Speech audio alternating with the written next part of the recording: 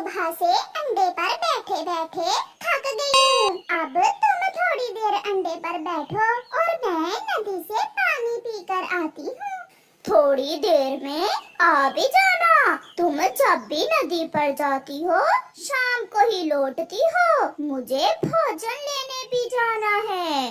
मर तो नहीं जाओगे तुम अंडे पर बैठने से। जैसा ये अंडा मेरा है वैसे तुम्हारा भी है। ये कहते हुए निकल जाती है।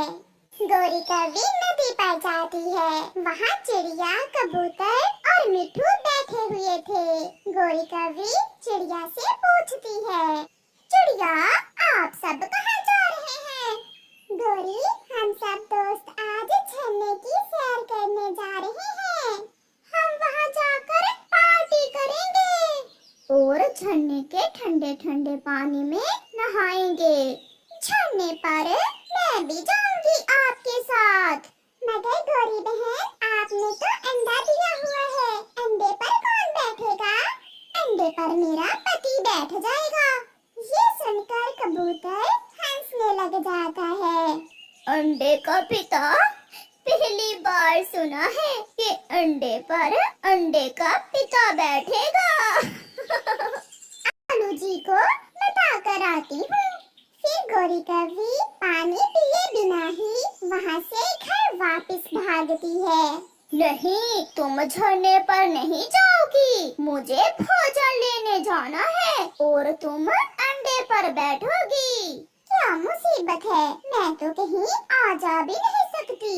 सब घूम फिर रहे हैं और मैं तो अंडे की ही होकर रह गई हूँ।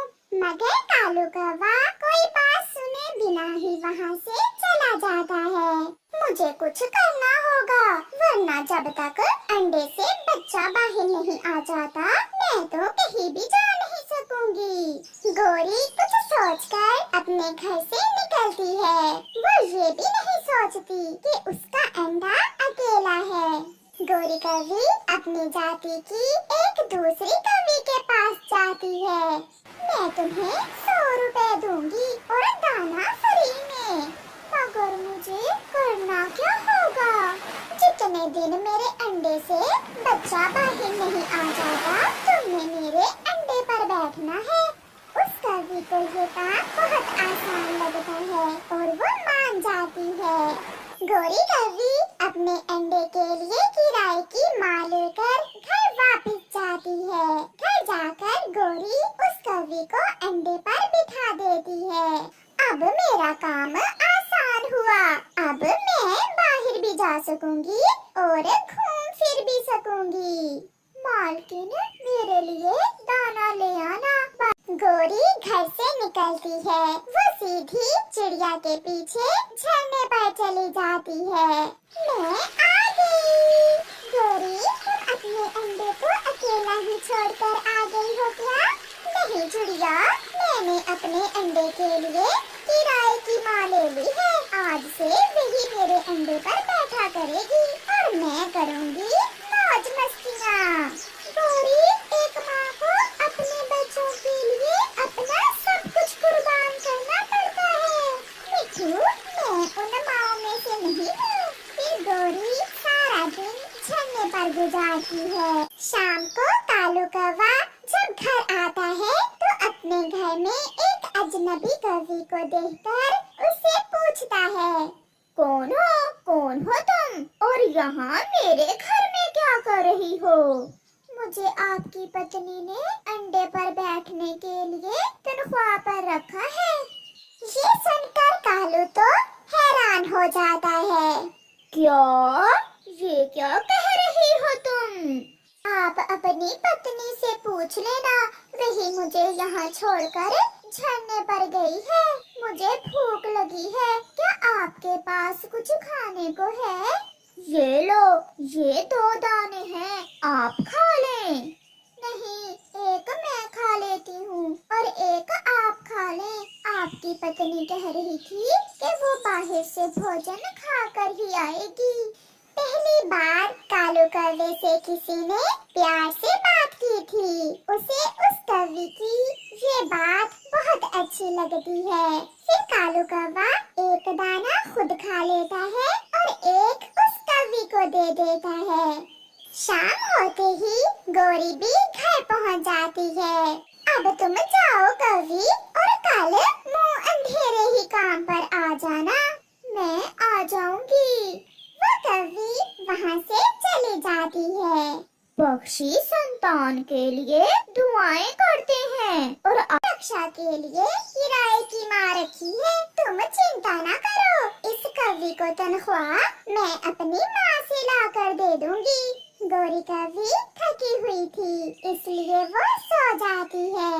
दूसरे दिन मुंह अंधेरे ही गोरी कवि के घर लूसी कबूतरी आ जाती है। गोरी, मैं दूसरे जंगल मेला देखने जा रही हूँ, क्या तुम भी जाओगी? मेरी नौकरानी आने ही वाली होगी, वो आले मैं तो जरूर जाऊंगी।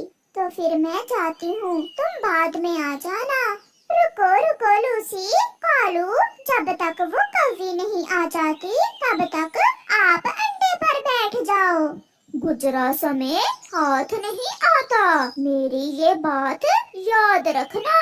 मगर गोरी कुछ बोले बिना लूसी के साथ मेला देखने चली जाती है। गोरी की नौकरानी भी आ जाती है। अरे अरे, ये क्या, आप अंडे पर बैठे हुए हैं? उठे आप, मैं आ गई हूँ, मैं बैठ जाती हूँ। फिर वो कवि अंडे पर बैठ जाती है। आपका नाम क्या है? मेरा नाम गुलाबो है, मैं अनाथ हूँ।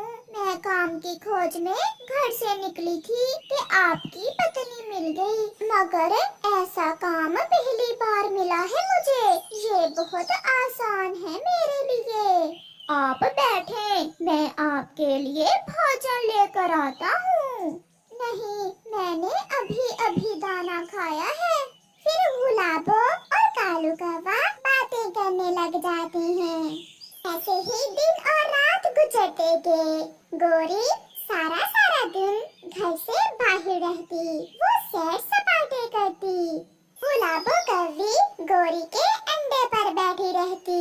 आहिस्ता आहिस्ता कालू कौवे को गुलाबो से प्यार हो जाता है। एक दिन कालू कौवा गुलाबो से कहता है, गुलाबो, क्या तुम मुझसे शादी करोगी? मैं आपको बहुत खुश रखूंगा। क्या? ये क्या कह रहे हैं आप? आपकी पत्नी तो गोरी कवि है। मैंने शादी जिंदगी गुजारने के लिए की थी, मगर जब से गोरी से मेरी शादी हुई है, उसने मेरी जिंदगी तबाह कर दी है। उसके करतूत तुम्हारे सामने ही तो हैं। वो कवि मान जाती है। कालू और गुलाबो शादी कर लेते हैं। शाम को जब गोरी एक फंक्शन से घर वापस आती है तो दरवाजा अंदर से बंद था। दरवाजा क्यों बंद है? कालू, दरवाजा खोलो। ये दरवाजा तुम्हारे लिए हमेशा हमेशा के लिए ही बंद है, तुम यहाँ से जा सकती हो। मैंने गुलाबों से शादी कर ली है। ये सुनकर गोरी रोने लग जाती है। कालू, ऐसे ना कहो। कालू, जो भी हुआ मुझे माफ कर दो। गोरी, मैं बहुत खुश हूँ जब मुझे इतना प्यार करने वाला पति मिल गया, और तुम बहुत बुरी हो जिसने खुशियाँ अपने हाथों से गंवा दी। फिर गोरी कवि रोती हुई वहाँ से चली जाती है। कवि ने गुलाबों से दूसरी शादी की। इसमें दोष कालू कवि का है या फिर उसकी पत्नी गोरी कवि का? ये आप कमेंट करके बताएं, हमें इंतजार रहेगा। बीमार माँ उसके घर में थी। वो अभी छोटा बच्चा ही था, मगर हालात ने उसे बड़ा बना दिया था। चिड़िया का वो बच्चा गरीब तो था ही, मगर जंगल में ठंड के मौसम ने उसकी जिंदगी और भी मुश्किल बना दी थी। माँ, मैं कहाँ से आपके लिए कुछ खाने को लाऊं? मेरे पास इतने पैसे भी नहीं हैं कि मैं आपके पंखों का इलाज करवा सकूं। बजते हुए दांतों के साथ चिड़िया का वो छोटा बच्चा फिर से उड़ता है और कालू कौवे की दुकान पर जाता है। अंकल, मुझे 1 किलो आटा दे दे। आटा? मेरा तो काम ही आटा बेचना है। ये लो, 1 किलो पूरा है और जल्दी से मुझे 10 रुपए दे दो, 10 रुपए। अंकल, मेरी माँ बहुत बीमार है और जब से जंगल में ठंड शुरू हुई है, काम भी बंद है। मैं आपको पैसे कल दे जाऊंगा। अबे चल, कहाँ से आ गया सुबह सुबह ही मेरा मूड खराब करने। ऐसे कहते हुए कालू कौवा छोटे चिड़िया के बच्चे से आटे का बैग वापस ले लेता है। मुसीबत में किसी की मदद करना ही असल अच्छाई है। काले कौवे, आप किसी पर इतना भी विश्वास नहीं करते हो। ऐसा कहते हुए वो अजनबी चिड़िया 10 रुपए कालू कौवे को देती है। तो अब आटे का बैग देख क्या रहे हो? गिन लो, पूरे 10 रुपए हैं। मुझे तो पैसे चाहिए, पैसे कोई भी दे। ये ले आटा। कुकू हैरान होते हुए उस चिड़िया को देख रहा था जिसे वो जानता नहीं था। आप कौन हैं? चले, आप मेरे साथ चले। फिर कुकू उस चिड़िया के साथ वहाँ से चला जाता है। वो सामने मेरा घर है।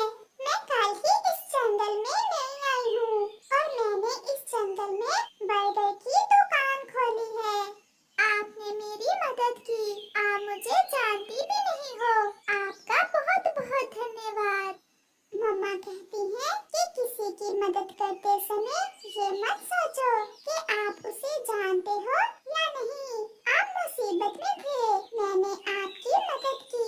जब कभी मुझ पर मुश्किल समय आएगा तो आप मेरी मदद कर देना। कैसी चल रही है आपकी बर्गर की दुकान? अभी काम नया है, कुछ ज्यादा नहीं। आप क्या करते हो? मेरी माँ बीमार है। पापा के मर जाने के बाद आलू बेचकर उनके इलाज पर लगा दिया और अब किसी काम की खोज नहीं हूँ। क्या आप काम करोगे? फिर तो मेरा काम अच्छे से चल सकता है। हम मिलकर इस काम को कर सकते हैं। अगर कुछ ऐसा हो जाए तो मेरी सारी परेशानी दूर हो सकती है होगी। फिर कुकू अपना आटे का बैग लेकर घर चला जाता है। वो जरूर किसी अच्छी माँ की बेटी होगी, तभी तो उसे दूसरे पक्षियों का एहसास है। मम्मा, मैं कल से उसके यहाँ ही काम पर जाऊंगा। मैं मेहनत से काम करूंगा और फिर अपनी मम्मा का इलाज करवाऊंगा। हाँ बेटा, मुझे पूरा विश्वास है कि मेरा बेटा एक अच्छा, सच्चा और मेहनती पक्षी ही बनेगा। फिर वो माँ बेटा रोटी खाकर सो जाते हैं। दूसरे रोज कुकू उस चिड़िया के पास चला जाता है। मैंने देर तो नहीं की आने में? नहीं, अभी तक तो कोई भी ग्राहक नहीं आया। आप मुझे मेरा काम बताएं। मैं बर्गर बनाती जाऊंगी और आप बर्गर ग्राहकों को देना। ऐसे मिलकर हम अपना काम अच्छे से कर लेंगे। फिर वो काफी देर तक बैठे रहते हैं, मगर अभी तक कोई भी ग्राहक उनकी दुकान पर न आया था। नया काम चलने में देर तो लगती है, मगर जो पक्षी भी मेरे पंखों का बना हुआ बर्गर खाएगा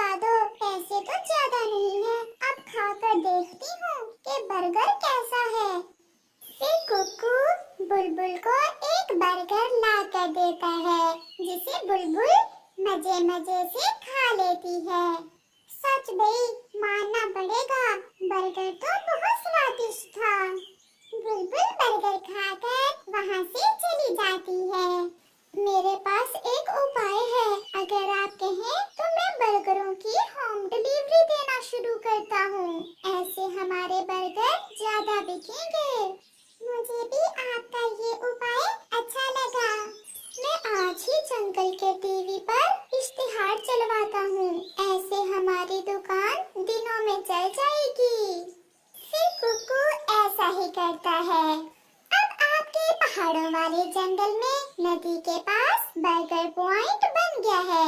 आपको अब बर्गर खाने के लिए दूसरे जंगल जाने की कोई जरूरत नहीं। होम डिलीवरी के लिए इस नंबर पर राब्ता करें। बर्गर, मुझे तो पता ही नहीं है कि हमारे जंगल में भी कोई बर्गर की दुकान है। मैं अभी अपने लिए एक जिंगर बर्गर का ऑर्डर करती हूँ। फिर गौरी कवि अपने लिए एक बर्गर का ऑर्डर कर देती है। ये हमारा पहला ग्राहक है होम डिलीवरी का। आप देखना, अब इतने ग्राहक आएंगे कि हमसे संभाले नहीं जाएंगे। कुकू गौरी का बर्गर लेकर चला जाता है। फिर क्या था कि फोन की तो घंटी ही नहीं बंद होती। ऑर्डर ही ऑर्डर। कुकू गौरी का बर्गर देकर अभी आया ही था कि ये ले कुकू, एक बर्गर भी जाना है। वहाँ से 5 और ऑर्डर आ गए हैं। मैं ना कहता था, अब हमसे ऑर्डर पूरे नहीं होंगे, इतना काम चलेगा हमारा। फिर कुकू सारा दिन काम करता है। वो कबूतर को बर्गर देता है, तोते को भी होम डिलीवरी पहुंचा देता है। ऐसे ही कुछ दिन गुजर जाते हैं और कुकू अपने काम से ढेर सारे पैसे जमा कर लेता है। मम्मा चले, बाहर ऑटो खड़ा है। मगर कहाँ बेटा? आपके पंख का इलाज करवाने मैंने इतने पैसे जमा कर लिए हैं। फिर कुकू अपनी मम्मा को ऑटो में बिठाकर चींटी के अस्पताल में ले जाता है और वहाँ से उसका इलाज करवा लेता है। मैंने जरूरी इंजेक्शन लगा दिए हैं, 3 से 4 दिन लगेंगे और आप फिर से उड़ने लगेंगी। कुकू बेटा, अब मुझे अपनी दोस्त की दुकान पर तो लेकर जाओ, मैं भी तो देखूं कौन है वो चिड़िया जिसने हमारी इतनी मदद की है। फिर कुकू ऑटो अपनी दुकान की तरफ ले जाता है। कुकू, मैं बताऊं ये कौन है? बताएं तो। ये आपकी मम्मा है ना? मैंने देखकर ही पहचान लिया। आपका नाम क्या है बेटी? आंटी, मेरा नाम डोली है और मैं बिना माँ बाप के पली बढ़ी हूँ। जब मैं बहुत छोटी थी तो मेरे माता पिता एक हादसे में मारे गए थे। आज से मैं आपकी माँ हूँ बेटी। मुझे मेरी बेटी मिल गई और आपको मम्मा। मेरा कुकू कैसा है? ये सुनकर डोली शर्मा जाती है। आपका बेटा बहुत मेहनती है माँ जी, इनकी वजह से मेरी ये दुकान दिनों में चल पड़ी। फिर चिड़िया अपने बेटे की शादी डोली से कर देती है और वो सब हंसी खुशी अपना जीवन गुजारते हैं। प्यारे दोस्तों, मेहनत करने से हालात बदले जा सकते हैं। अपने काम में हमेशा सच्चे दिल से मेहनत करो।